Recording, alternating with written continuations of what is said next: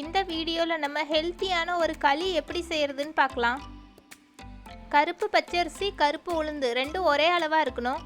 நான் இன்றைக்கி அரை கப் அளவு கருப்பு உளுந்து, அரை கப் அளவு கருப்பு பச்சரிசி எடுத்திருக்கேன். 1/4 ஸ்பூன் அளவு வெந்தயம் எடுத்துக்கோங்க. இந்த 3 இன்க்ரீடியன்ஸையும் நல்லா வாஷ் பண்ணிவிட்டு 2 மணி நேரம் ஊற வச்சு எடுத்துக்கோங்க. 2 மணி நேரம் கழித்து இந்த இன்க்ரீடியன்ஸ் எல்லாத்தையும் நல்லா ஃபைனாக அரைச்சி எடுத்துக்கோங்க. தோசை மாவு பதத்தில் அரைச்சிக்கோங்க. நம்ம எந்த பாத்திரத்தில் களி செய்ய போகிறோமோ அந்த பாத்திரத்தில் 2 ஸ்பூன் அளவு நல்லெண்ணெய் சேர்த்துக்கோங்க. இந்த மாதிரி நம்ம நல்லெண்ணெய் அப்ளை பண்ணுறதுனால பாத்திரத்தில் களி ஒட்டாமல் நல்லா வரும்.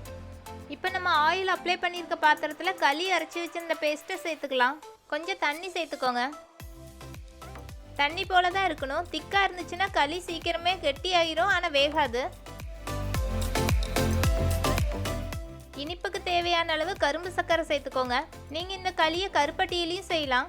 கொஞ்சமாக உப்பு சேர்த்துக்கோங்க.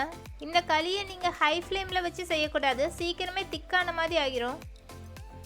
லோ ஃப்ளேமில் வச்சே 20 மினிட்ஸ் கிளறிக்கிட்டே இருங்க, நம்ம களி வெந்துடும்.